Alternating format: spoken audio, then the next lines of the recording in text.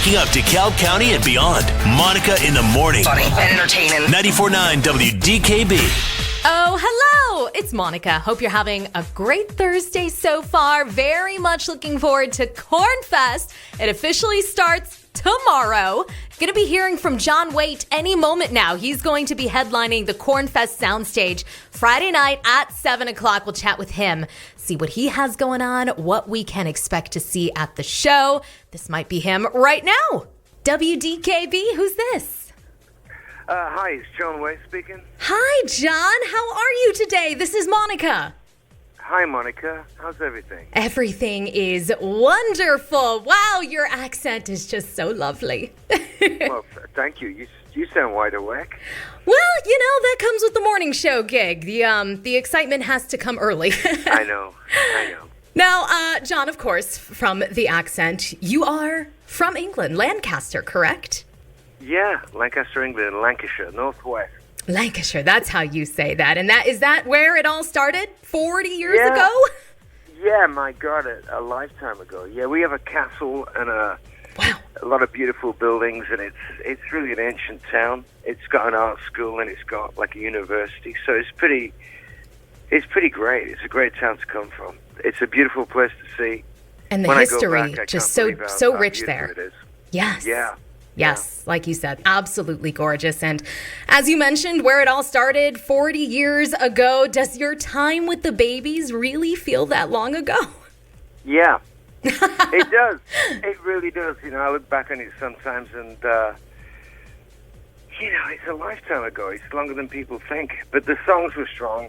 Yeah. And we've always been on the radio ever since we split up. So it's kind of like, it's great. It's good that you came from such a successful thing, really. Oh, I can't even imagine 40 years of a successful career to get to look back on. And you've done so much since then.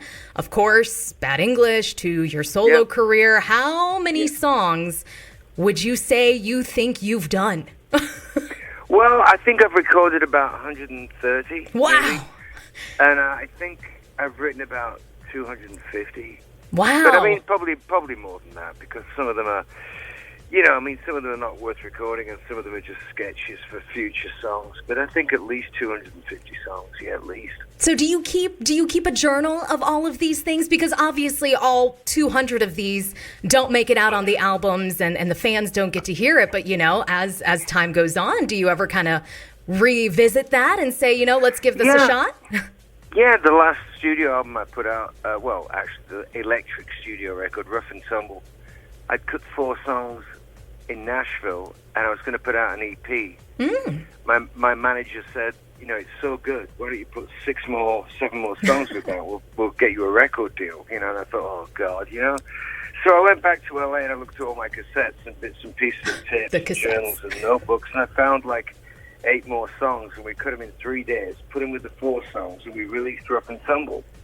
And awesome. Rough and Tumble went to number 1 on the classic rock charts, and everybody was thrilled, But if he hadn't said that, there wouldn't have been a record. So, I keep everything around me, but the older I get, the more I'm surprised when I open a book and I find a lyric, or I go through some tapes and there's a song that I've been looking for years, There's just so much of it.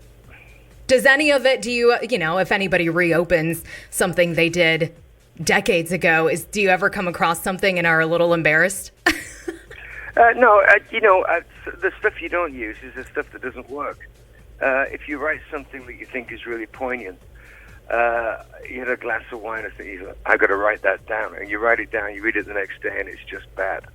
It was all the wine speaking. Yeah, no, but seriously, you don't really write great stuff when you're inebriated. So I don't think any of that matters. I think the stuff that makes it to and through the band onto the tape in the studio, it's a long process, but you really criticize it. You're very critical of your own work if you're any good, I think. Absolutely. Yeah. You're talking to a perfectionist. There you go. Me too, now, you have crossed a lot of music genres. Of course, rock, classic rock. You've done some pop, the ballads, even some country and blues. What would you say is like the genre at your core? Like, what excites you the most to perform? Oh, man. Well, there's a lot of great songs. There's a lot of stuff that I've done that I liked a lot. I worked with Alison Krauss for a while, Yeah. and I liked that work very much. I thought that was well recorded, and she was great. I've always had a very eclectic taste in music. I always loved country as a kid and cowboy songs and blues.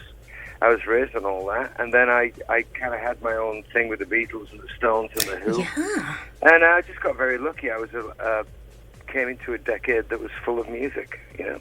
Yeah, now that you kind of mentioned some of these artists that you've had the pleasure of kind of interacting with over the years, over the decades, is there anybody who has kind of left you starstruck or somebody that you had just been clamoring to work with?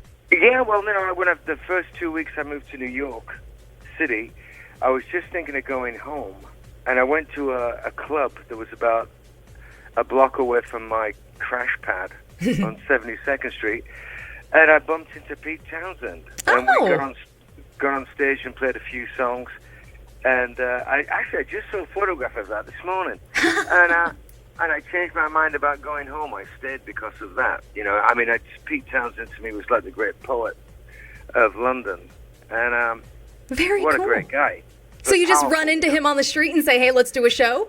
Yeah, well, he was with Mick Jagger, and he was with Mick Jagger and Jerry Hall, and he was just stood there, and he was talking to the guitar player, and I walked up and said, "Do you want to get up and I'll sing a couple?" And he said, "Yeah." And so we got up and played some music, and it was that natural. But New York used to be like that. It was like everybody knew everybody, you know.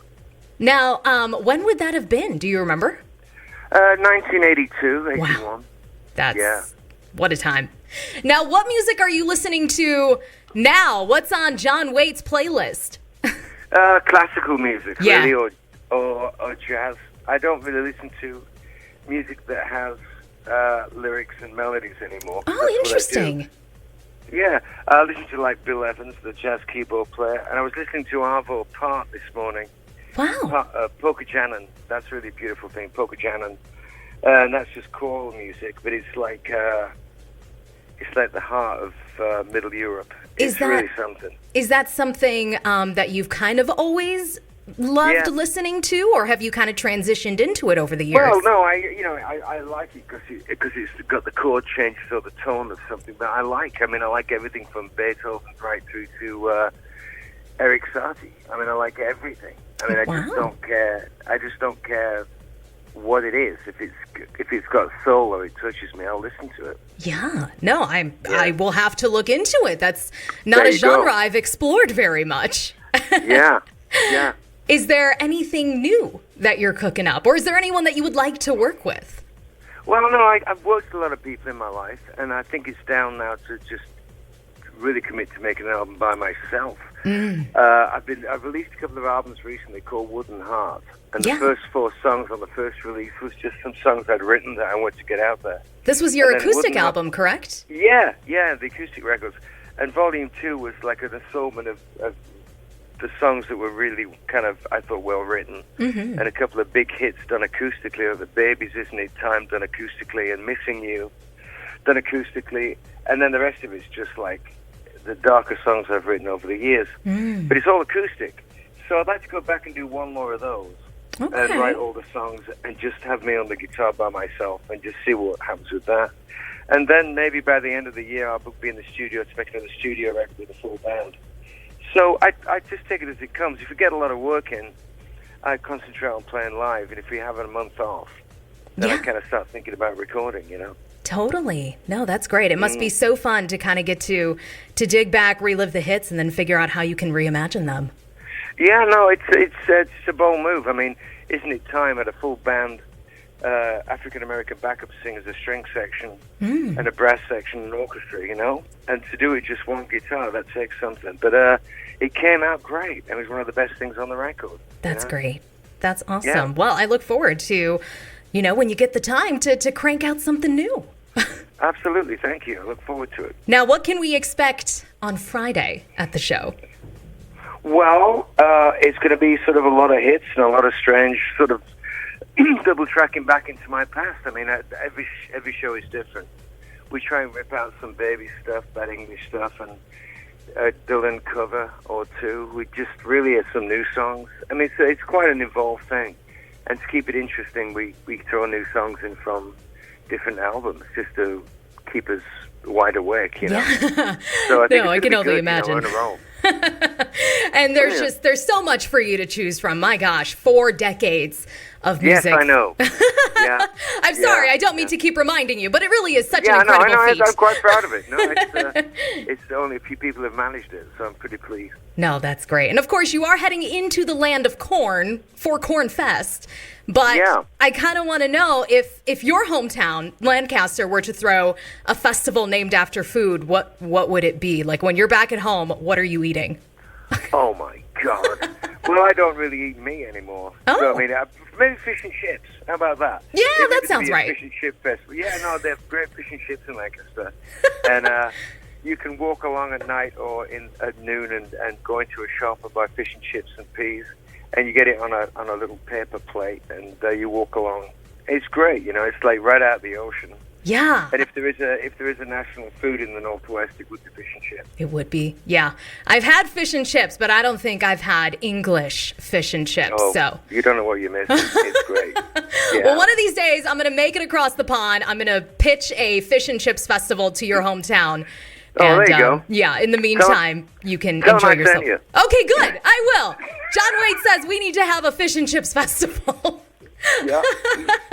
Well, great. Hopefully you'll get to enjoy some of the corn that we have here this weekend. Yeah. I so very much look forward to seeing you on Friday. Thank you very much. Enjoyed speaking with you. Yeah, same to you, John. Take care. God bless. Bye-bye. Bye. That was John Waite of The Babies, of Bad English, of Missing You, and so much more. He is going to be performing at Cornfest tomorrow, Friday night, 7 o'clock on the soundstage. It's only $5 for admission to the soundstage, and that gets you in for all of the performances on Friday. You can always get more information about Cornfest by checking out our website, 949wdkb.com.